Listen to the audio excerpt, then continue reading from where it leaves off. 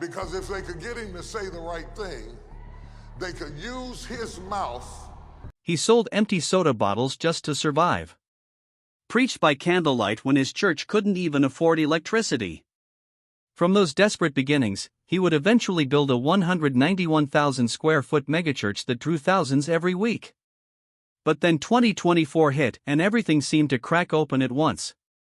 A federal lawsuit suddenly pulled his name into one of the biggest scandals in entertainment. Decades-old accusations resurfaced. His health nearly failed him live on stage. And before any court could weigh in, the internet had already made up its mind. What's really going on with T.D. Jakes is not simple.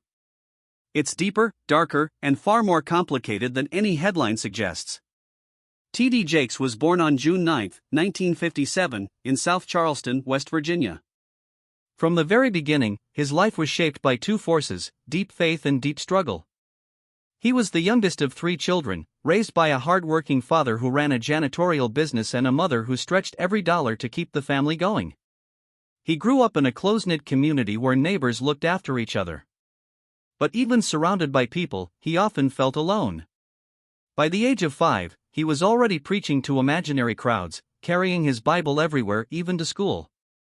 That's how he got the nickname Bible Boy. Some adults found it charming. Other kids didn't. They laughed at him, excluded him, and made him feel different. It didn't help that he had a slight lisp. People mocked not just his faith, but his voice, the very tool he believed he was called to use. They told him he would never be a preacher. Those words cut deep. But instead of breaking him, they lit something inside him, a quiet determination to prove them wrong. Then life got harder. In 1967, when he was just 10 years old, his father's kidneys began to fail. Childhood ended right there. While other kids played, he stayed home helping his mother care for his father. He learned dialysis routines, managed medications, and helped run the family's responsibilities. Money was tight. He sold vegetables from the garden just to bring in a little cash. Years later, he would say, "I never had a childhood." And it wasn't an exaggeration. When his father passed away in 1973, Jakes was only 16. The loss shattered him. Overnight, he felt pushed into adulthood. There was no time to grieve properly, his family still needed him, and survival came first. But through all the pressure, the calling he felt as a child never left. In 1976, he preached his first sermon. And he did it with the same voice people once mocked. 3 years later, at just 22, he was ordained. What once looked like a weakness had become his greatest strength. But ministry didn't start with applause. It started with almost nothing.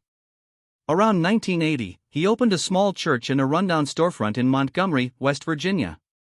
It had just 10 members. No salary.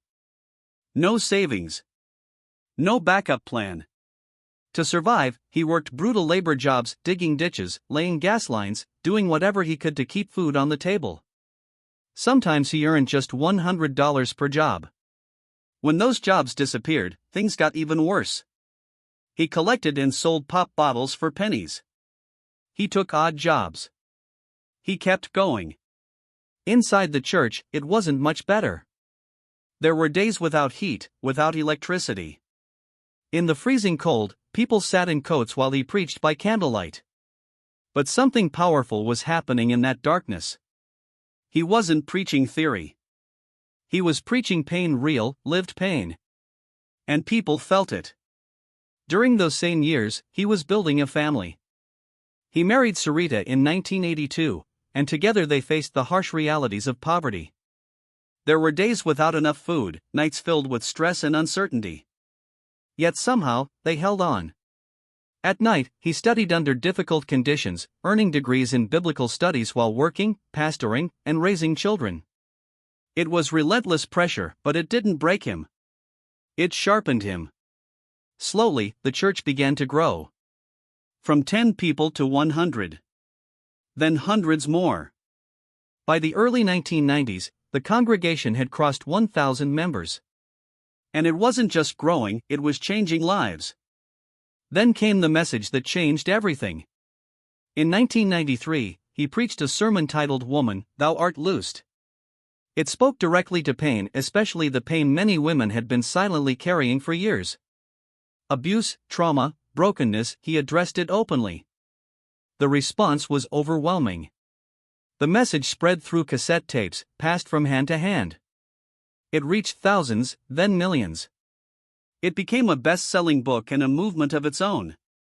Almost overnight, Jakes went from a local pastor to a national voice. He didn't stop there. In 1995, he launched his media company, turning his sermons into books, recordings, and eventually films. His message began reaching people far beyond church walls. Then came a major risk. In 1996, he moved his entire ministry to Dallas, Texas. It was a bold, uncertain step. But it paid off immediately. Thousands showed up to his first service, far more than expected. Within a few years, his church exploded in size. By the early 2000s, the Potter's House had become one of the largest churches in the country, seating thousands and reaching millions through television. His influence stretched far beyond the pulpit. He built programs for housing, education, prison outreach, and community support. What started as a struggling church had become a massive operation impacting countless lives. His books sold millions of copies. His events filled arenas. His voice reached millions each week. But with success came scrutiny. His wealth raised questions. His teachings, especially around prosperity, sparked debate. Some saw inspiration. Others saw contradiction. Then came personal challenges. In 2009, his son's arrest made national headlines, bringing intense criticism. Jakes faced it publicly, choosing to stand by his family. And then, years later, an even bigger storm arrived. In 2024, his name was unexpectedly linked to a federal lawsuit involving Sean Diddy Combs. Even though he wasn't accused of any crime, the association alone was enough to ignite a firestorm online. Rumors spread rapidly. Social media exploded with unverified claims. Millions watched, shared, and believed, often without evidence. Jakes later said thousands of AI-driven accounts amplified false stories about him. The damage was immediate and deeply personal. He denied the claims. He took legal action. But by then, the narrative had already taken hold. At the same time, older controversies resurfaced. Critics questioned his beliefs, his teachings, his influence. And then, more serious allegations emerged from individuals with troubled pasts, claims his team strongly denied, calling them attempts at extortion. The pressure kept building.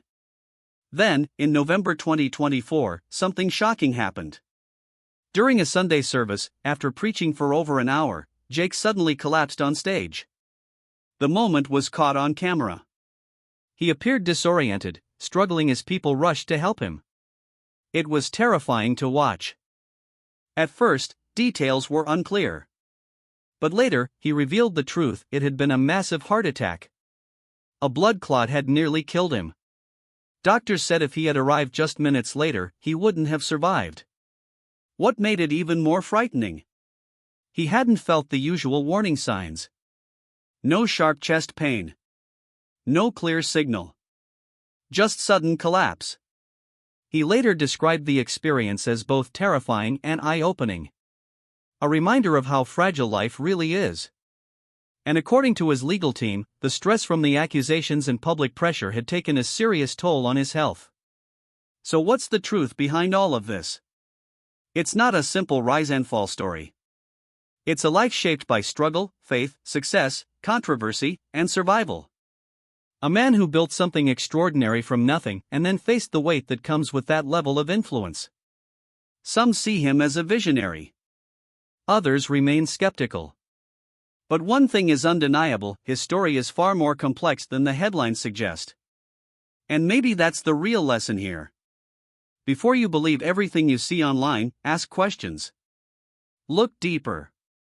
Because in today's world, the loudest story isn't always the truest one. If you found this story eye-opening, make sure to like this video, subscribe to Prestige Buzz, and hit the bell notification so you never miss the stories behind the headlines.